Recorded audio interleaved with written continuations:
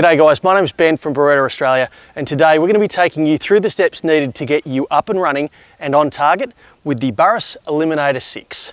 We recommend leveling the receiver of the rifle when you're mounting the scope, and then level the scope when tightening down the scope ring caps.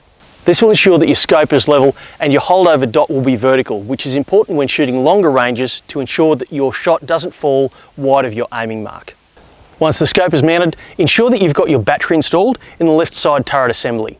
The left side turret has your parallax adjustment, your ranging button, and your up and down scrolling buttons for when you're using density altitude settings. Next, we zero the scope in the normal way. It's worth noting that the adjustments on the turrets on the Eliminator 6 are in 1/8 MOA increments. This allows for an extremely precise zero. It's worth bearing in mind that the more precise you can be with your zero at this point, the more precise your shots will be at longer ranges later on. Once the Eliminator 6 has been zeroed, the next step is to create a ballistic profile for your rifle and your ammunition in the Burris Connect app to then upload to your Eliminator 6.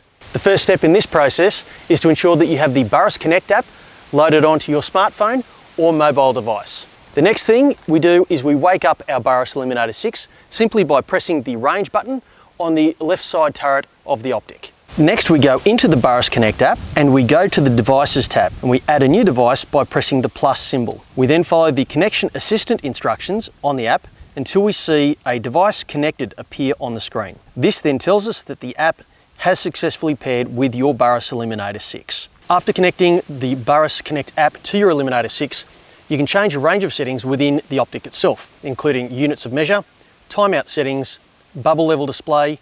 You can set the limits for shot call markers, and you can customize the layout of your head-up display.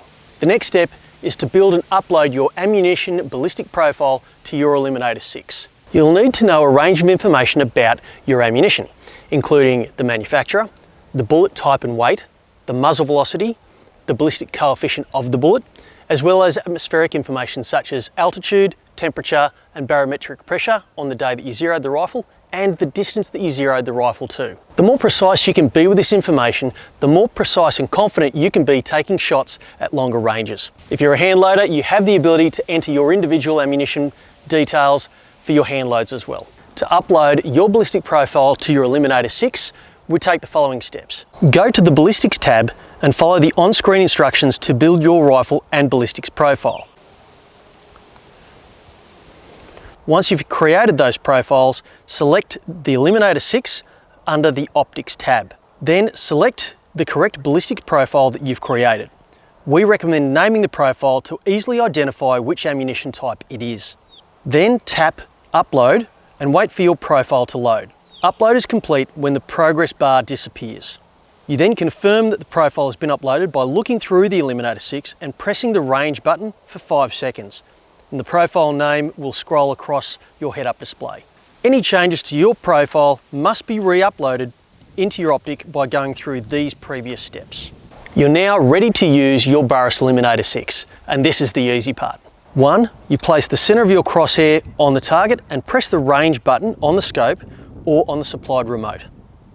2. You aim at the target using the red dot provided within the scope reticle. 3. You take your shot.